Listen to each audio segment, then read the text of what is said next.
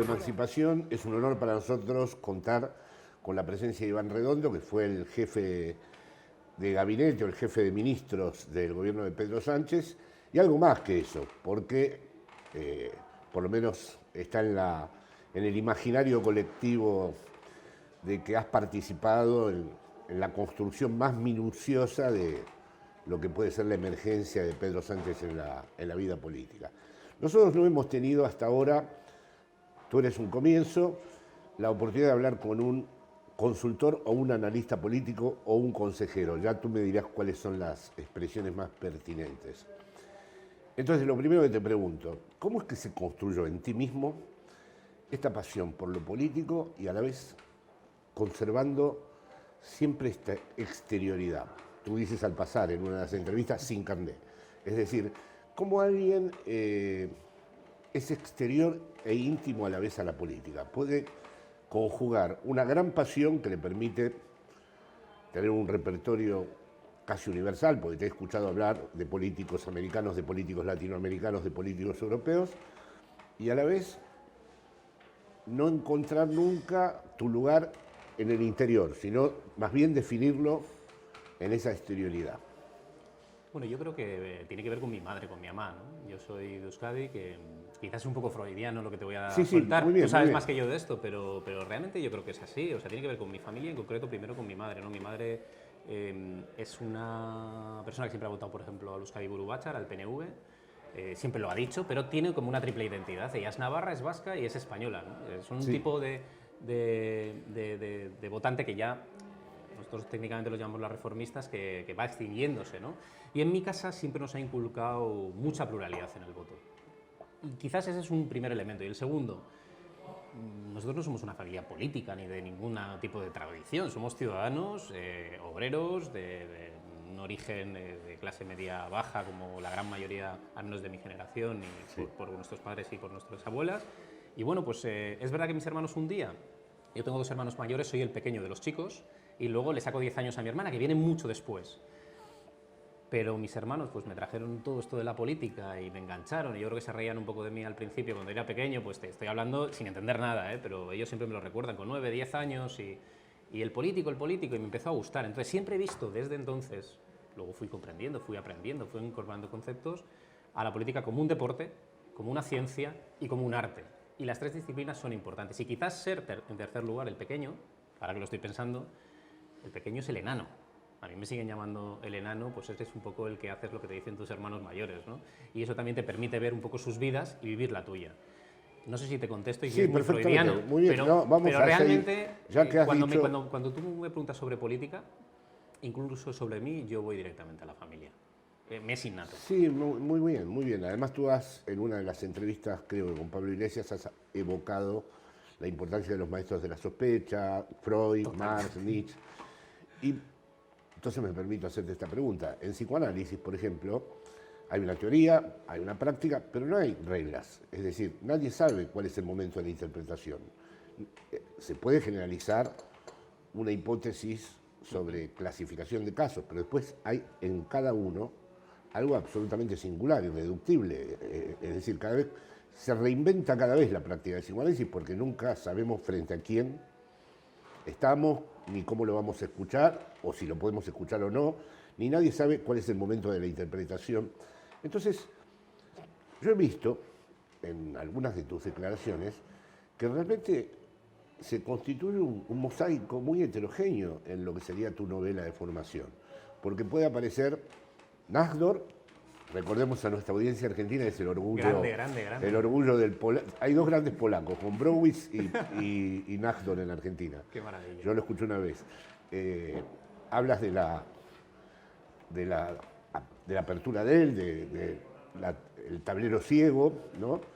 Pero después hay referencias a la poesía, aparece citada Szymborska, luego aparecen modulaciones muy personales, donde efectivamente la teoría pasa muy rápidamente a un ejemplo ya tuyo, a un modo tuyo de interpretar esa teoría.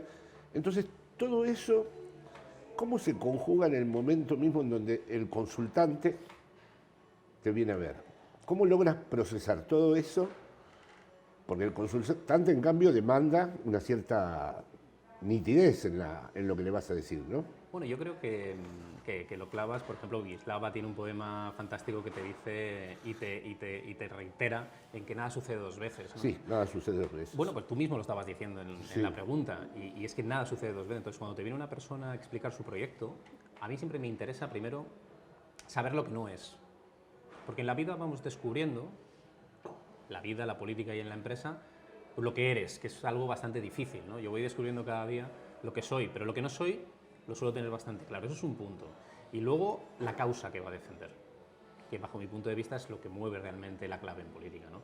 Y luego mis referencias, yo es que soy una persona de filosofía y letras, a veces se olvida. Lo que pasa es que la comunicación me adoptó, y luego soy de información económica, o sea, para que te hagas una idea. Sí, eso Pero está es verdad cruzado de una manera muy singular en ti. Sí, el eclecticismo quizás es el elemento por diferentes referencias, pues, que siempre me ha llamado la atención, ¿no? Y luego pues me gusta también estructura, orden, pasión, pero también diversión. O sea, es decir, cuando yo a veces hago ejemplos, referencias o metáforas en relación al ajedrez, pues me resulta extremadamente divertido. Cuando estabas hablando del ajedrez a ciegas, sé que hay que estar en muchos tableros. Y la política está llena de tableros distintos. La leyenda dice, ¿no?, que el Che Guevara jugó una simultánea con Nástor, pero bueno. Pues eso no lo sabía, pero me parece maravilloso. Pero son referencias que pues como nos ha pasado al menos a muchos de mis amigos, ¿no? Que cuando empezamos a jugar al ajedrez de pequeños, y unos eran mejores, otros eran peores jugadores, pero de ahí ibas a los referentes, y los referentes veías personalidades, y eso era una disciplina, ¿no? Pero yo te he dicho que para mí la política es deporte, ciencia y arte.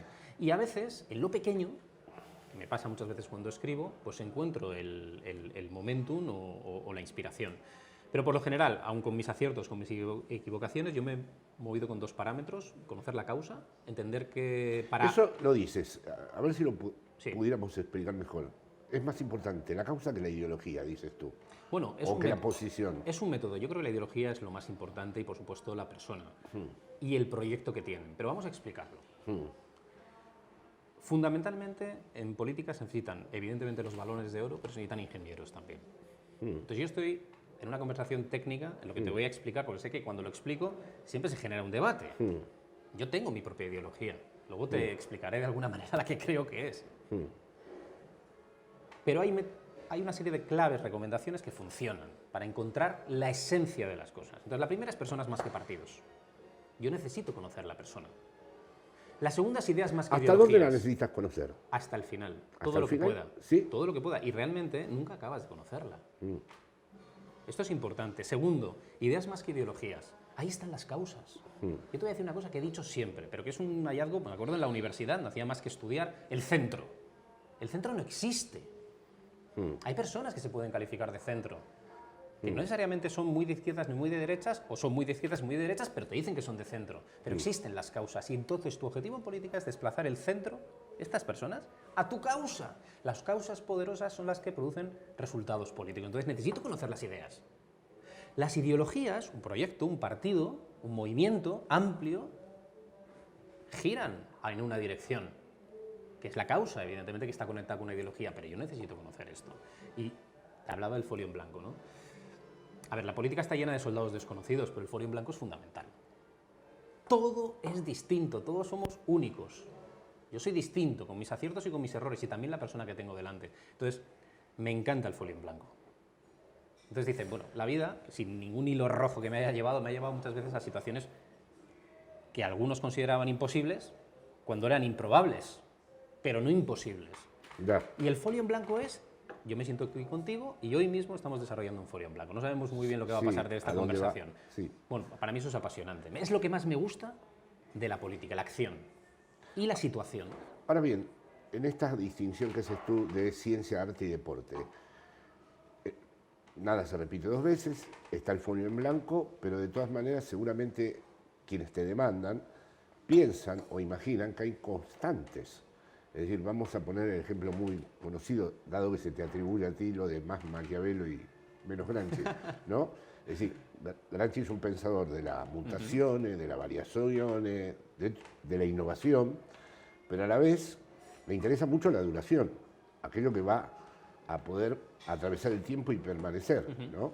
Entonces, ¿cuáles serían en esa trilogía que has hecho tú, las constantes. Porque está bien, nada se repite dos veces, como dice Simborka, y el folio está en blanco. Pero debe haber alguna constante en la política que le da a la política su especificidad. Vamos a hablar de España, para que todo el mundo lo pueda entender, porque si lo hacemos desde Sí, un punto sí, de sí, vista donde tú quieras. abstracto, será complicado, ¿no? Y porque creo que cada país, por eso yo soy muy pudoroso cuando hablamos, por ejemplo, de Estados Unidos o de Argentina, llego hasta un grado de conocimiento, no puedo llegar hasta un grado máximo de conocimiento. Pero en el caso de España, que es mi país y nuestro país, en muchos parámetros, ¿no? Para ti es Argentina y también España. A ver, nosotros tenemos un inicio que alguna vez tú lo has calificado, hablando con Pablo Iglesias, de no fue un crimen perfecto, ¿no? Y que se entienda bien técnicamente esta expresión. Y tiene que ver con la transición. Y tiene que ver, evidentemente, con un proceso de renuncia, con una transición que, bajo mi punto de vista, fue una transición ejemplar en muchos parámetros, pero incompleta. Incompleta. Entonces, primer punto, las condiciones del territorio te vienen dadas. Yo no las puedo elegir. Claro, ahí tendríamos Este es un primer punto de una constante importante. Sí, claro. No hay crimen perfecto y vuelve. Sí. Hubo una gran sacudida al bipartidismo en el año 14 y yo vengo insistiendo desde hace ya 8 meses que se está produciendo otra sacudida. Y se ha visto hace ya varias semanas en las elecciones de Castilla y León, como lo hemos visto en otros procesos electorales. Esto es importante, porque el segundo parámetro que me gustaría, además de hablar del territorio, sería lo generacional. Hay un diálogo y hay una conversación. Ahí dices algo entre los nativos digitales y los boomers. Lo explico rápido. Pero cogiendo estas referencias nos va a servir, ¿no? Hacia dónde tenemos que ir. Primera fragmentación, primera constante, el territorio, con sus variables. Las podríamos desglosar después. Segundo punto, lo generacional, que es una fragmentación y a la vez es un reto, es un desafío. Hay un combate generacional, pero a la vez es una fraternidad generacional. Durante un tiempo, esa disputa estaba dominada en censo, por ejemplo, de votantes en España por los más mayores, por la generación de la transición. Desde hace aquí a 10 años, sobre todo desde el 15M, la generación de la democracia, que es mi generación, yo tengo 40, entonces teníamos 30, pero entonces había personas que tenían 20 que hoy tienen 30. Sí, sí. Esto es importante y es una segunda constante que tú siempre tienes que evaluar bien. Entonces, éramos el 32% del censo y somos el 40% del censo, y el censo activo y la generación motor de este país. Eso te introduce otra variable importante que tienes que evaluarla. Y ahora desgloso, a mí siempre me ha gustado, y la primera técnica de este análisis es de Jaime Miquel, que es un buen amigo, yo le llamo el Luis Aragonés de la sociología. Entonces Jaime fue cartografiando, luego fuimos mejorando como equipo ese método, pero las diferentes generaciones en España con diferentes nombres. Vamos a coger la última clasificación, que nos puede servir para entender el grado de fuerzas, ¿no? La primera tenía que ver con las personas pues, que en este momento, para que nos hagamos una idea, pues, han nacido en el año 95 o después, y que para que todo el mundo lo pueda ver claro, una persona que ha nacido en el año 2003, por ejemplo, nativos digitales, sí, o en el año 2004-2005, o no había nacido, o tenía un año o dos cuando Zapatero fue presidente. O sea, olvidaros ya, porque hace 10 años se puso muy de moda cuando Pablo decía, y Íñigo también, no, Felipe González, que Felipe González... No, Zapatero. Zapatero, ¿vale? Entonces, esto es fácil de verlo, ¿verdad? Vale, esta es una generación muy importante, es motor.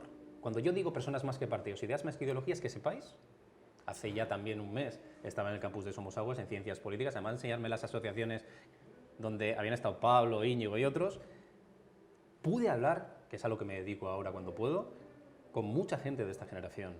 Y ahí están las ideas que son motor, ¿vale? Por seguir el hilo que te estoy trazando. Después viene otra generación, que es mi generación, del 95 al 75. Yo, técnicamente los llamamos los demócratas plenos. Entre los dos, que somos muy diferentes, nada que ver los del 95 en adelante con 95 al 75, porque aunque pertenecemos a la generación de la democracia y seamos el 40% del censo, no tenemos nada que ver. Tenemos parámetros en común, ¿bien? Pero sí queremos cambios. Vale, este es el espacio que yo reivindico. Hay aliados en la generación de la transición que demanda una perestroika en España. Entonces no se puede entender. Ahora todavía no demanda... se puede entender. Esa perestroika que creían que era una cosa de Euskadi, de la Comunidad Valenciana, de Cataluña, incluso de algunos puntos de Andalucía y de Madrid, sin, por ejemplo, acabamos de ver la perestroika del interior con Soria ya y muchos otros más. Aquí hay una generación que es motor y la perestroika tiene que ver con un paso final que tiene que ver con la reforma de la Constitución. Este es un punto, pero no me quiero enrollar. Sigo. Bueno, Generación perdona, pero de la transición. tú has anunciado que antes del 2030 va a haber un proceso constituyente. Ahora iremos, pero por terminar el marco, ¿no? Porque Perdón. te he dicho territorio, generación, seguimos con las dos últimas. Del 75, prácticamente hasta el 59, todo esto es flexible, es un método. Sí. Insisto, no. Aquí no queremos coger el método de millennials, centennials, no vamos por ahí. No. Queremos entender las victorias culturales para entender las victorias políticas. Para mí es la generación de mi madre que ha decidido y decide las victorias todavía en España, que es las reformistas. Sí. Las mujeres que más han cambiado en la historia de nuestro país, mucho más que los hombres. Generación importantísima, que está aliada con la generación de la democracia. Y hay un motor. Esta es una de las alianzas. Y luego, pues los más mayores, que ya son personas que es la generación de la autarquía y que son personas del 59 del adelante, ¿no? Vale, estas son las cuatro. Entonces, el segundo punto, generacional. Vamos a tratar de estructurar qué está sucediendo en mi país. ¿Esto se puede exportar a otros países? Sí, pero no las edades. No, claro. Porque, por ejemplo, en Alemania los baby boomers son 10 años antes. Claro. Y uno ha podido vivir una dictadura en una época y no en otra, etcétera, etcétera, etcétera. Pero nos puede servir, nos puede ayudar. ¿Nos puede ayudar para qué? El territorio te viene dado.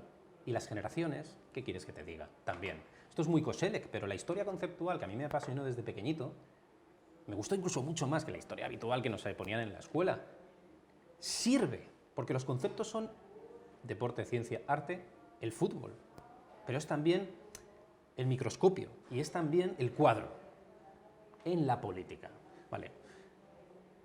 Por cerrar, y así seguimos con otros temas, la reforma de la Constitución. Yo solo voy a decir una cosa.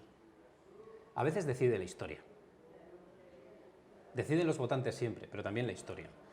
Y la historia conceptual. En el año 2023, el 31 de octubre, Leonor va a jurar la Constitución. En precampaña, si se agota la legislatura, vamos a suponer que es en enero de 2024 las siguientes elecciones generales. Jurará una Constitución que hay prevalencia del hombre sobre la mujer. La primera heredera, mujer. Esto es así de nuestra democracia contemporánea. Señal frente al ruido, si las quieres ver, si te gusta este deporte, ciencia y arte. Será inevitable que las elecciones generales, la disputa, el combate, que también es fraternidad, sea entre perestroika y restauración. Y permitirme un pequeño dato, y ahora lo engancho con la reforma de la Constitución. Lo que estamos viendo es que la restauración, frente al gobierno de coalición progresista en este momento, está ganando. Sí. Ese es el auge de Vox. Que es un matrimonio, porque es marido y mujer, con PP, que esa es la relación que el PP, ya que sacábamos antes a Freud, no entiende todavía. Porque son primos, pero no primos lejanos. Porque son hermanos de sangre. Es un espacio distinto al de Unidas Podemos y al del PSOE, que ya podríamos hablar de ello. Y creo que con independencia de si al gobierno de coalición le sucede otro gobierno de coalición progresista, como a mí me gustaría, o le sucede otro gobierno, que espero que no, que sea de PP y Vox, pero que es una hipótesis que se va extendiendo en España como una gran llamada, aún todavía tenemos mucho tiempo para antes de los 50 años de la Constitución, del 50 aniversario, 2028, es decir, 2030, para reformar la Constitución. ¿Por qué creo yo en el proyecto de la reforma de la Constitución? Que he creído siempre. Porque creo que es un proyecto que va a emocionar a los nativos digitales y no hay mejor proyecto en España que ofrecer una idea de España que nos merecemos distinta, diferente, completar algunos procesos. No tiene que ver exclusivamente con lo territorial, tiene que ver con poder ofrecer, construir tu propio país, que es la mejor campaña política de la historia, a una generación que se lo merece, que no solo es la de la democracia, sino es la de la transición y la de los más jóvenes. Y si quieres, lo haces. Y si la perestroika no tiene a nadie que políticamente la quiera representar, te aseguro que surgirá de abajo arriba, otra vez. Y no es nada malo, ni se va a romper el país, sino que se va a hacer un país mucho más fuerte. Entonces creo que este es el contexto. Hace 10 años yo esto no te lo contaría. Hace 10 años la apuesta fue crear nuevas formaciones políticas. Incluso de mi generación, que fue Podemos y Ciudadanos. Podemos y Ciudadanos. Ahora la apuesta que es crear formaciones provinciales, construir un movimiento amplio. Mira, hay quien me ha dicho a mí en alguna ocasión, algún amigo, en broma, en Donosti, pero ¿de verdad tú crees que se puede construir un movimiento de la nada y poder ganar unas elecciones? Y yo pregunto, se suponía que las primarias de Pedro Sánchez y la victoria no eran ilustrativas del país, pero resultó que Pedro Sánchez y la militancia del Partido Socialista tuvieron el aroma y la fuerza para proyectarse a nivel nacional, ¿verdad? Bien, en mi país se construyó un movimiento, un partido, que es la UCD, de arriba a abajo. ¿Que en mi país no se construye de abajo a arriba un movimiento que puede ganar? Claro que sí. Como acabamos de ver también. Perdona que insista en algo tan sencillo como Soria ya, que ha obtenido el 50% de los votos, por ejemplo, en la ciudad de Soria. Dejando al bipartidismo, reparte 2 escaños Soria en el Congreso de los Diputados. Seguramente, si se presenta y sigue en ámbito estatal, que seguirá, fuera, en Soria, la perestroika. Más allá de eso, creo que tú tienes que, cuando te sientas con un candidato, con un presidente, con una persona que quiera aspirar a un cargo público y tiene una causa, y tiene un partido, y tiene un proyecto, y conoce sus ideas, y ¿Qué le pasa? conoces... Perdón, Iván, has dicho tiene una causa. ¿Qué pasa si él mismo no conoce su causa? Bueno, antes te lo he dicho, vamos a intentar descubrir quién no eres. Perfecto. Y qué no Muy bien. eres. Bueno, tú nada. Pero en el momento en que lo tienes delante, le tienes que insistir por seguir avanzando dónde está el territorio, cuáles son las generaciones y dónde estás tú. Y el tercer punto, porque yo le doy mucha importancia, pero insisto, primero el método y luego la ideología. Porque es que si no, no vas a ver lo esencial, porque la ideología te puede impedir en un momento determinado, Exacto. y el carné, ver lo que hay.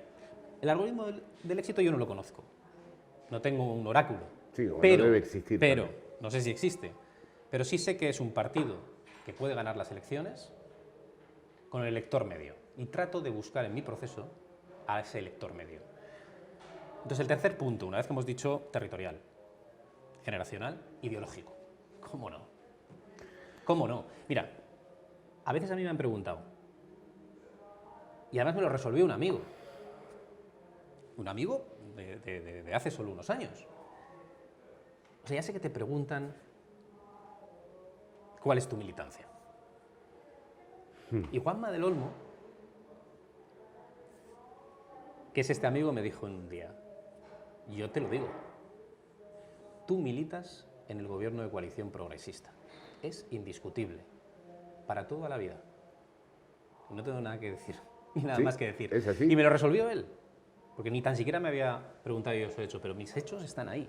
O sea que tú, en esa... Con lo que, fíjate tú, territorio, generacional, ideológico, todos al final vamos a acabar en un espacio ideológico. Pero a sea que veces tú la vida tienes- te lleva ahí. O sea que tú tienes un límite. Y esto vale para cualquier candidato también. Claro, o sea que habría un límite, digamos, en la manera en que tú conjugas el deporte, la ciencia y el arte de lo político. Me interesaría después que me expliques para nuestra audiencia por qué para ser progresista hay que ser conservador. Es una, no, es Es una otro fórmula, método, es pero una fórmula muy buena, muy interesante, porque creo que vale la pena discutir lo que merece ser conservado. Quiere decir que en tu caso hay un límite, es decir, que tu técnica no se ofrece a todo el mundo, que hay algo que, como todo campo que se constituye, algo debe quedar excluido. ¿Qué es lo que queda excluido? Tiene que formar parte de tus convicciones y tus principios. Y ahí yo soy una persona pues que incluso también he tenido proyectos en alguna ocasión que luego con el paso del tiempo pues no los habría hecho. Yo, por ejemplo, siempre desconfío de las personas que te vienen y te dicen, yo viviría mi vida todo igual. Yo no.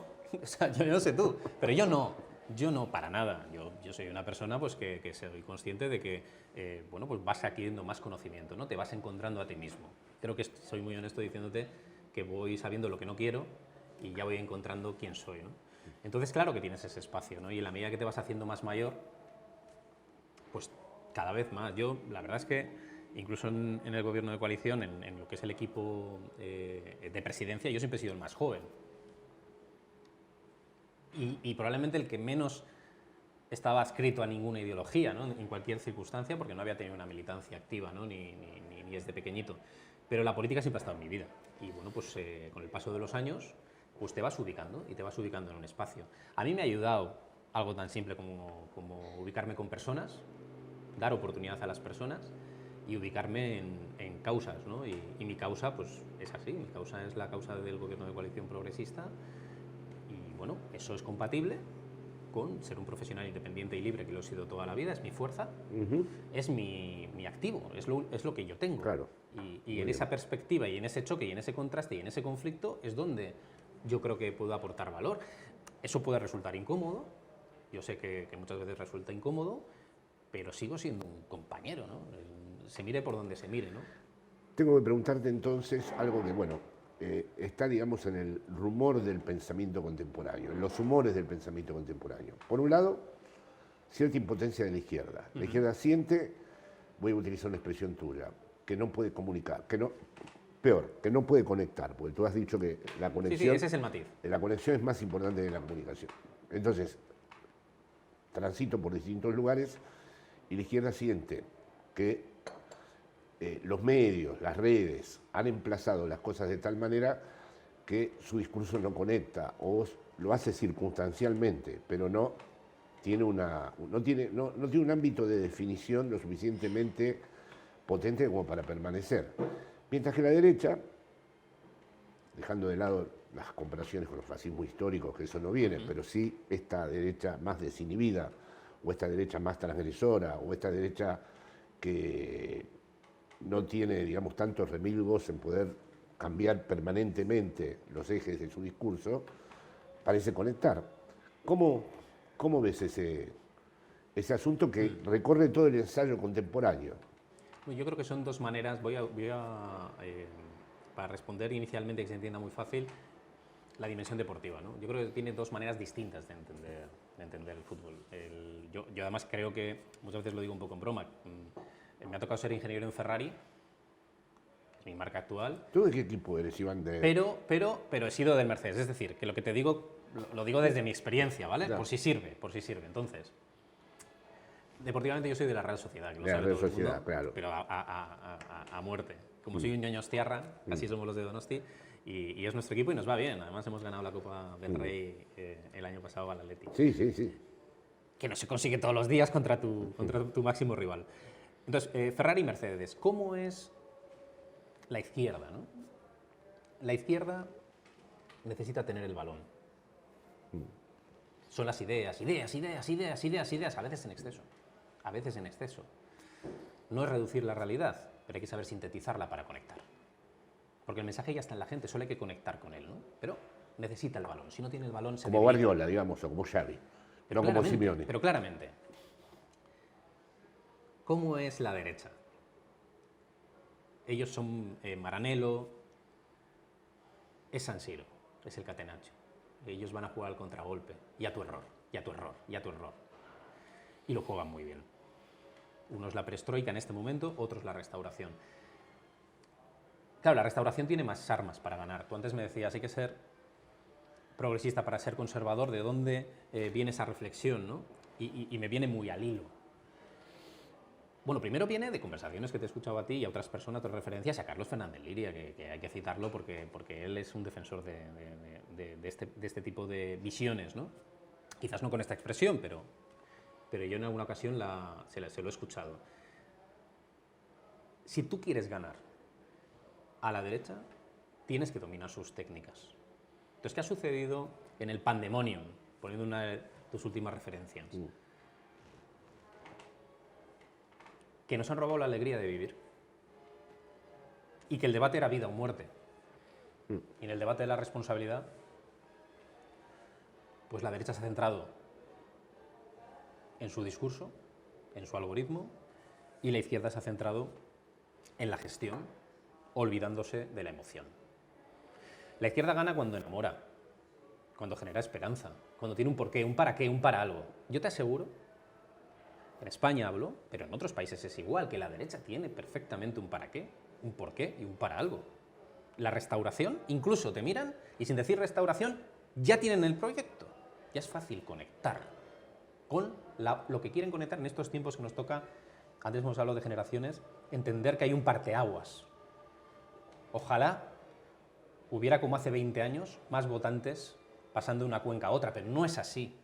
Incluso para que los espectadores lo puedan entender y no se sorprendan de lo que sucede en los días electorales, por lo general llegas a los días electorales con indecisos dentro de cada bloque.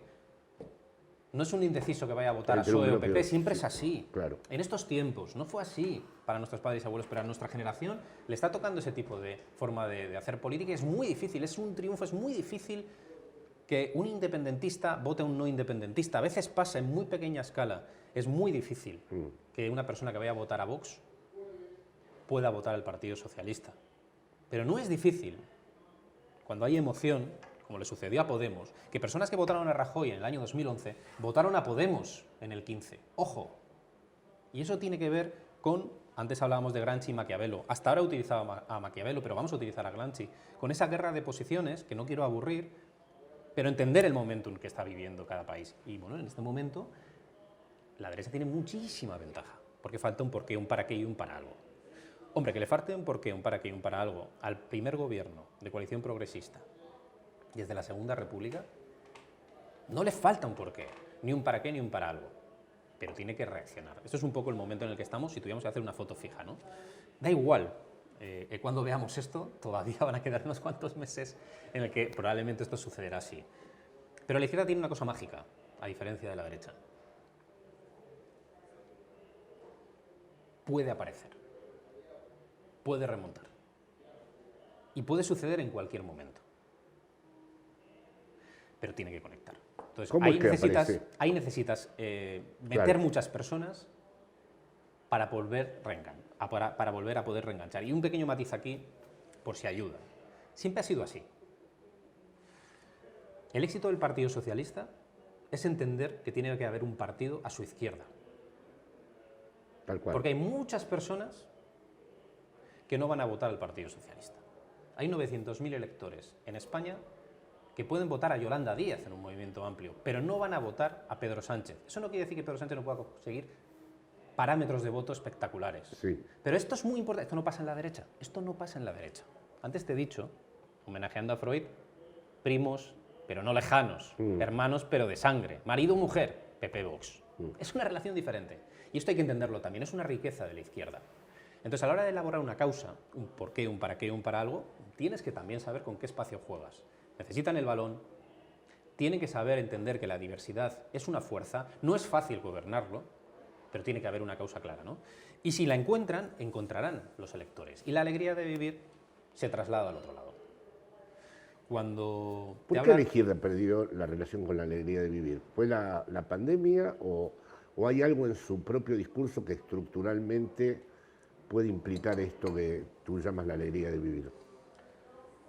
O sea, yo creo que hay como dos ejes, ¿no? Izquierda-derecha, y como hemos desarrollado territorio, generación, ideología, fragmentación a la vez reto, vamos a introducir otro, ¿vale? En el fondo lo tiene ahí, la izquierda. Tiene que romper la cuarta pared, otra vez. Lo hizo Pedro Sánchez, tiene que volver a hacerlo. Pero vamos a describirlo. ¿Cuál sería el otro? Para explicarlo rápido. Yo te diría orden-caos. Hay momentos donde la izquierda tiene que ser de orden, técnicamente tiene que usar la fuerza, tiene que ir a las luchas materiales, para emocionar y para conectar. Entonces, la alegría de vivir es de todos, es vida, es futuro, pero tienes que saber que en determinadas batallas lo inmaterial, que es muy importante, tiene que tener su momento. Porque la batalla se está luchando en otro frente y en este momento se está luchando en el frente del orden. Eso no es ser menos de izquierda, es todo lo contrario. Todo lo contrario. La izquierda tiene todo a su favor para poder tener una lucha de igual a igual. Ahora bien, creo que la lógica que en este momento está imperando, ¿cuál es? Estoy en la perestroika, en la restauración. Hay que saber que estás en la perestroika, porque tienes que tener un fin, porque la derecha lo tiene. Ahora bien, la derecha sabe que está en la restauración, la izquierda no sabe que está en la perestroika. Lo tiene clarísimo. La derecha no te está planteando volver al 2014, te está planteando volver al 75. Y todo es un espacio democrático, no estamos diciendo otra cosa.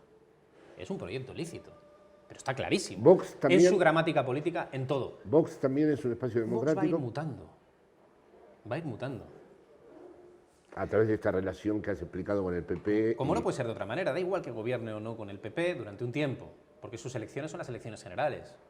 Y es cuando te defines. Es como cuando Podemos también nació Y muchos dijeron, por fin, hay una parte de la derecha que dice, por fin. El error del PP es no entender esta relación que creo que ya hemos definido con precisión. Sí. A cada ataque o a cada repulsa o ofensa, más descontento. Y las bolsas del descontento se reparten. ¿Qué sucede? Hay descontento en la derecha, la bolsa la reparten con Vox. ¿Hay descontento en la izquierda? Técnicamente lo hay. La están repartiendo con la tercera España. ¿Cuál es la tercera España? Hay 3 Españas. Sobre todo desde que nace Podemos y Ciudadanos ya se ve claramente. Hay una España progresista, una conservadora y una tercera España, que es nacionalista, independentista, soberanista, regionalista. Unión del Pueblo Leonés no es un partido del año 93, no es España vaciada. Regionalismo de toda la vida, que ha ganado en León, en la ciudad de León, al Partido Socialista. Y luego te viene lo que conocemos ahora como la España vaciada, perfecto. Soria ya, por Ávila es una escisión, no diría técnicamente, porque no se pluralizó entonces España vaciada del PP, etcétera, etcétera, etcétera. Y te dirían en la historia de España los cantonalistas, que tiene un punto de cantón. Para mí no, pero también te lo pueden decir. Claro. Quiero decirte, pero son 3 Españas, ¿vale? En esta conjunción, la bolsa del descontento del lado izquierdo, causa de la izquierda, causa de la derecha. Desplacemos el centro a mi causa. Que la causa de la izquierda sea mayoritaria, sea transversal, sea potente. No por eso es menos progresista, pero se está repartiendo la tercera España. Y se ha visto perfectamente en muchas elecciones cómo esto está sucediendo. Bueno, pues ¿puede volver a aglutinar en lógica de izquierdas esa causa los partidos de ámbito estatal? Sí, por supuesto. Pero bueno, esa es una de las batallas. Pero esto es lo que está pasando. Esto es lo que está pasando. Entonces la derecha ya está en un proceso de concentración frente a la lógica de izquierdas que está en este momento en un proceso de fragmentación, ¿no? Y bueno, pues tú piensas que hemos pasado de 3 derechas, donde estaba Ciudadanos, a 2. A 2. Es algo que ha sucedido otras veces en la historia de España.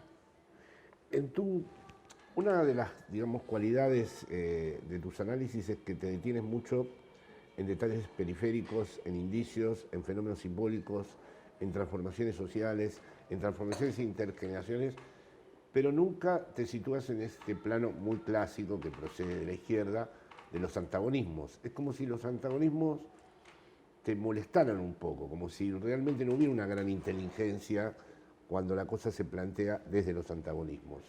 Pero fíjate que todo el mundo que me conoce, sobre todo los que ya son muy amigos, ¿no?, saben que invierto muchísimas horas no leyendo a los autores ni a los medios que me representan o con los que me identifico como persona, sino todo lo contrario. A los adversarios. Desde siempre. Porque yo te diré una cosa, te tienes que enamorar de tu rival para ganarle. Sí. No, pero lo has dicho. No sí. hay que dudarlo.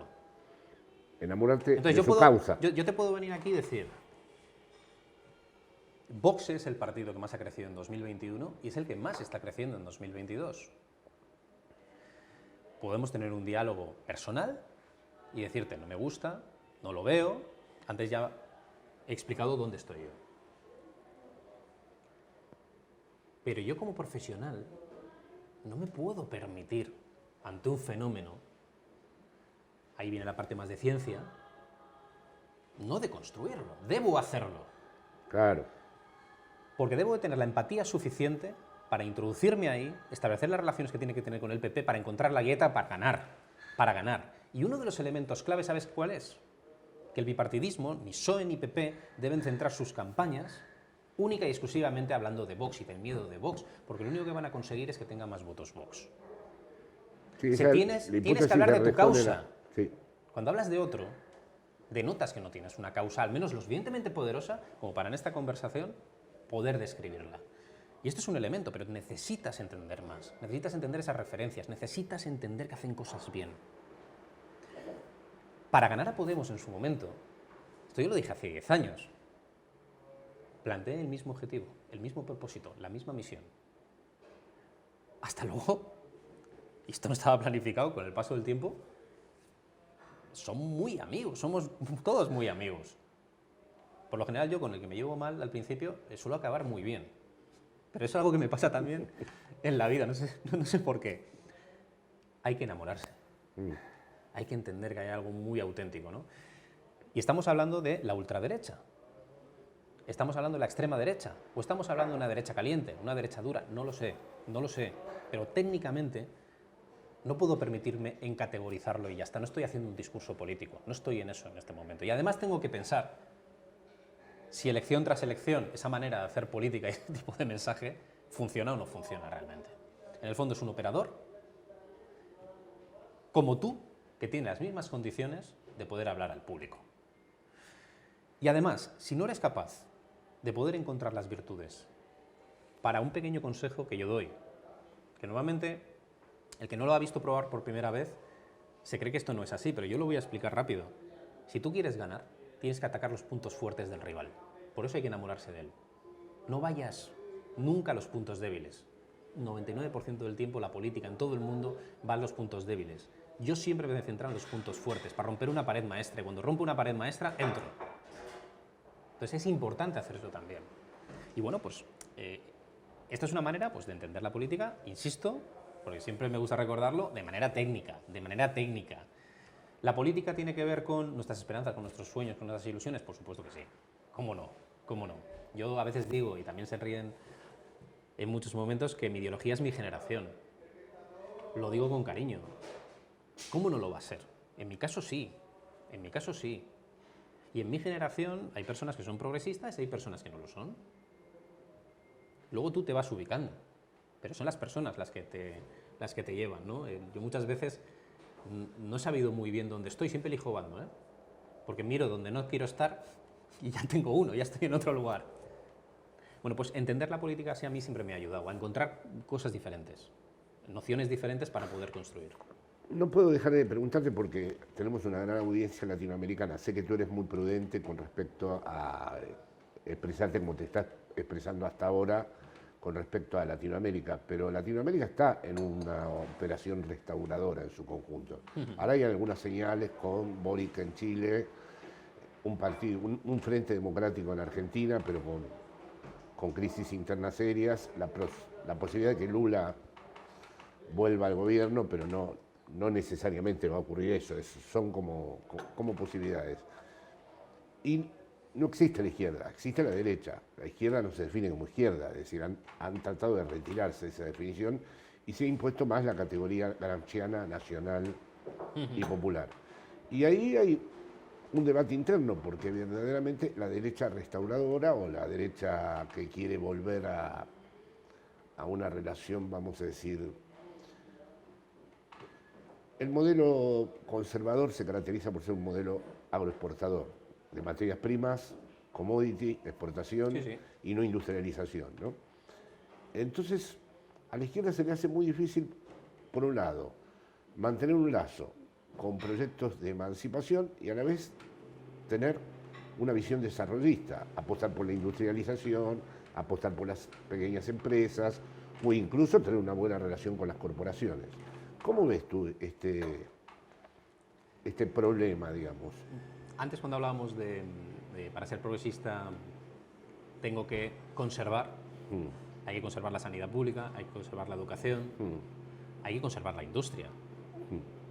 ¿Y conservando ya estás jugando en el territorio de la restauración? No. Estás entrando para poder discutir, para empezar la discusión, para poder ser algo y tener una referencia.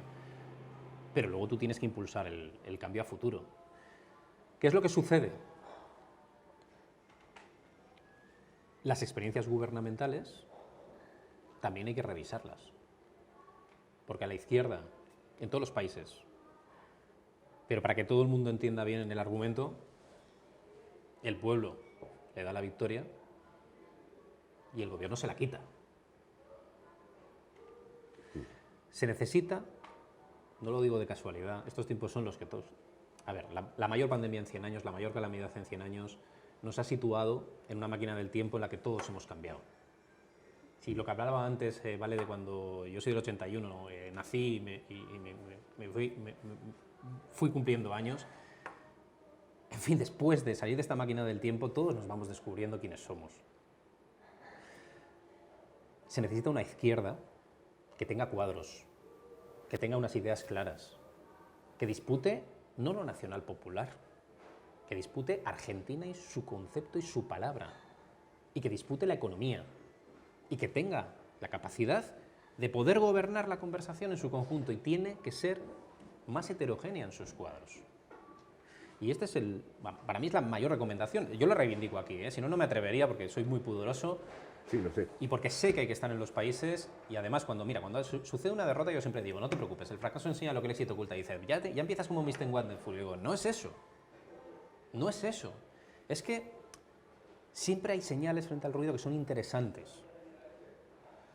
Se pueden perder gobiernos ahora. Pero insisto, habrá pasado lo de siempre. Y tienes que analizar qué ha sucedido en esos gobiernos. No hay soluciones mágicas. Pero orden, caos. Toca orden.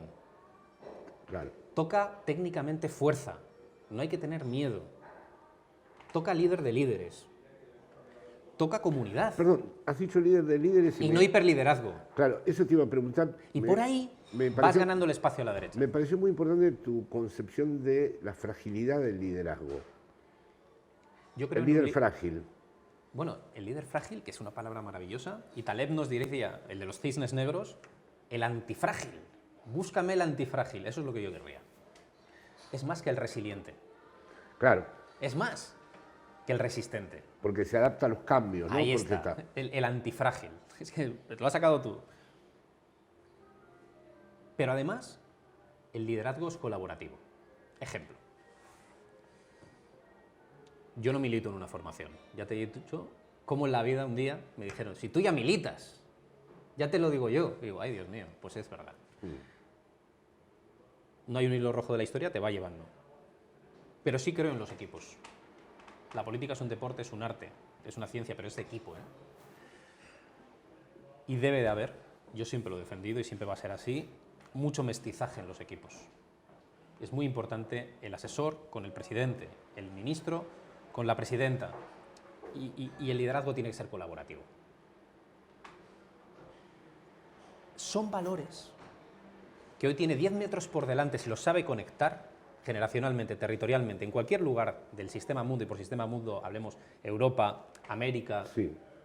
Hay más países, pero fundamentalmente tiene 10 metros por delante la izquierda respecto a la derecha. En España, los errores de la derecha, por su propia relación con PP Vox, ¿cuál es? Creer que van a venir los gobiernos en solitario otra vez. Error. Al gobierno de coalición le sucederá otro gobierno de coalición. Segundo punto, volverá el bipartidismo. ¡Error! Allí donde vota, antes te decía Castilla y León, por introducir un elemento de este año, lo más bipartidista. La elección menos bipartidista, multipartidismo. Y 3, el error de la derecha es el hiperliderazgo. Cuando se impone el líder de líderes, la líder de líderes, ¿qué problema hay? O sea, nunca antes tuvo tantas posibilidades la izquierda de poder imponer esa alegría de vivir de la que estábamos hablando. Pero no puede cometer esos errores. De esto va el rollo. Y en los diferentes países tienen que encontrar a su manera la misma canción. Pero al final esto es global. Pero la pandemia, en todo, O sea, yo en los clientes de mi despacho, que son empresas, pequeñas y medianas empresas, a veces me hace gracia, me enseñan un informe que podría perfectamente redactarse de contexto y de estrategia, ¿vale? En el 19. ¿Pero qué me estás contando si estamos en el 22? Claro. Y llevamos casi 2 años de pandemia. Claro. Esto es muy importante. Entonces, el contexto nos viene dado, ojalá, como Jacobson, o sea, nosotros pudiésemos, en las funciones del lenguaje, dominar el contexto, o como Shannon y Weaver, el ruido. Pues no podemos, es imposible. Ningún proyecto, hay una correlación de debilidades, como decía Manu Vázquez Montalbán con la transición, pero sí podemos emitir una señal. Y en el mundo de los algoritmos, al menos tenemos que tener clara la señal. Y bueno, pues eso es los proyectos políticos, las causas políticas. Si yo te digo perestroika, ¡tac! Digo perestroika cuando quiero decir cambio y transformación, que nadie se equivoque, pero, claro, sí. Pero si no digo perestroika, en homenaje a Jaime Miguel, es que nadie me escucharía. Aún falta la palabra para cada país que se identifica con el alma de su país, de Argentina, de España, cuando hablamos de quiero hacer la perestroika.